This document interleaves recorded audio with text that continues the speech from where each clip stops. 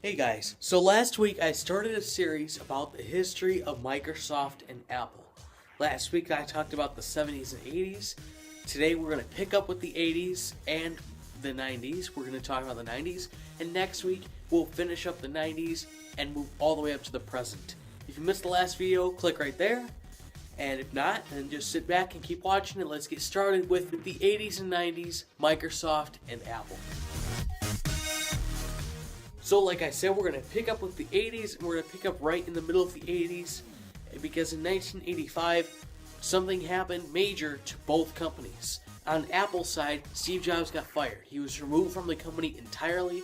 And on the Microsoft side, Windows 1.0 was released, and this is the first version of Windows ever.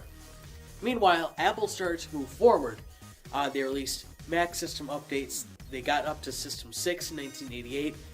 System 7 in 1991. Meanwhile, Windows was gaining popularity and Mac was declining. Apple actually started running into some big problems and Windows gained popularity.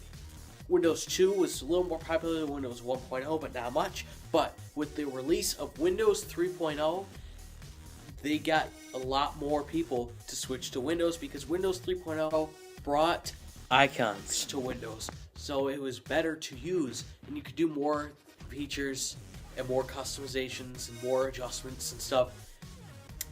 And Apple started lacking in quality. Apple was failing and failing. Popularity was declining, and Windows was picking up in popularity. They created Windows NT, which stood for New Technology. They designed it to be both a workstation computer for like professionals and for it to be the base of home versions of Windows, so they could take that code and build on that to create versions of Windows. The first one they did this with is Windows 95. Now this is the first version of Windows to have the ever so famous start button and start menu.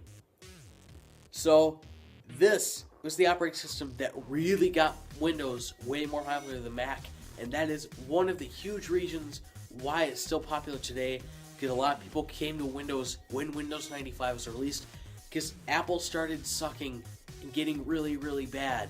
They got so bad over at Apple that Apple decided to purchase the next corporation from Steve Jobs and hire Steve Jobs back into Apple as the CEO. So they did that, and at this time, Apple was about 60 to 90 days, many people estimate, from completely tanking, completely stopping and stop existing because things were that bad. They were financially unstable. They couldn't support themselves. Bad things were happening in the company. So if they hadn't brought Steve Jobs back, we may not have this today, any Apple products today. But it wasn't only the bringing back of Steve Jobs that saved Apple. It was actually an investment from somebody you might not be expecting. And I would leave this on a cliffhanger, but I'm sure everybody who wants to know would just Google it anyway, and then they'd know before next week. So I'll just tell you now, it was Bill Gates. Bill Gates made a huge investment into Apple. Why did Bill Gates invest in Apple? Well, Gates and Jobs were actually really good friends. A lot of people don't know that, but they were pretty close. They were good friends because Apple and Microsoft have worked together before, and they know each other, and they've gone to lunches and tea parties and all that stuff. Just kidding, not that stuff. But they were good friends.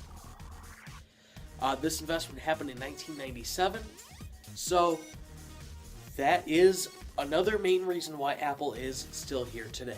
Alright guys, that's it for this video, so tell me, if you were in 1995, would you have bought a Mac or a PC?